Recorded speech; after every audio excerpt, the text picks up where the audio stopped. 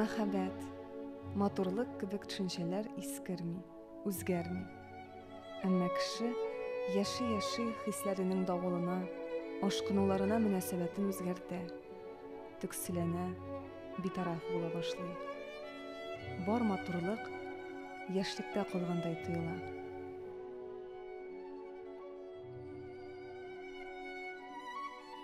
Әмма мәхәббәте гомере буе бер мизгелгә дә сүнмәгән бер кеше бар.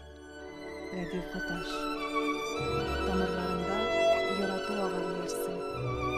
Бүтән хиссияте, дөньяга карашы белән шагыйрь.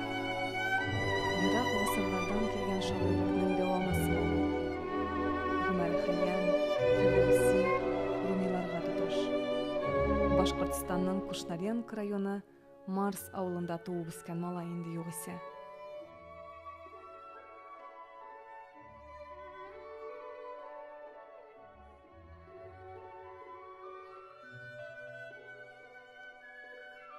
Безнең әнкәйләрнең, әткәйләрнең авыллары Гомәр дип атала, Табаз Гомәре. Шул Гомәрдән күчеп урман аланына бик матур җиргә күчеп кергәннәр, 28нче елда күчкәннәр. Яңа авыл. Яңа авылда ул вакытта бит Марс исеме, колхоз исеме Максим Горький иде, башка иде шуның шикелле.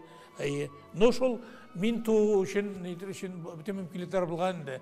Урманнары, җиләк аланнары, башкалары төрле кызыклы матур җирләр белән инде.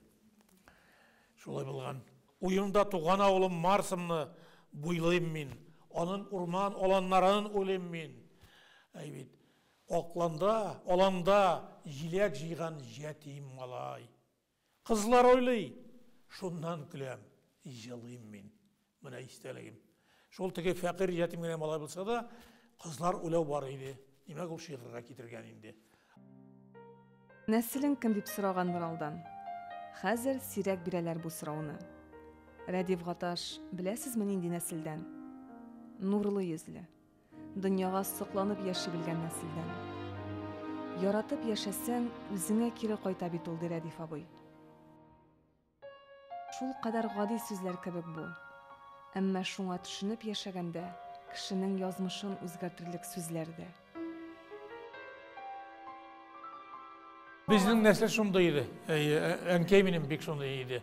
Әле минем дуслар кунакка кайтканда, нигә Уфаданмы, башкаданмы диямне, шул кадәр теге изге фәрештәләр йөзле әниең дип әйтәләр иде, шундай ачык, ягымлы йөзле, нәйле. Нурлы йөзле иде диләр. Әнкәйне. Вот. Мин үземдә ни кеше түгелдер ахрысы бик теге. Мин тиз үпкәлидер, яшәр чакта тиз бетәләр. Улай нiyim. İçimde dışımdaydı ülke aydarayım. Lakin indi dünyaya saklanıp, yaratıp yaşayan нәрсе жетейін бұл.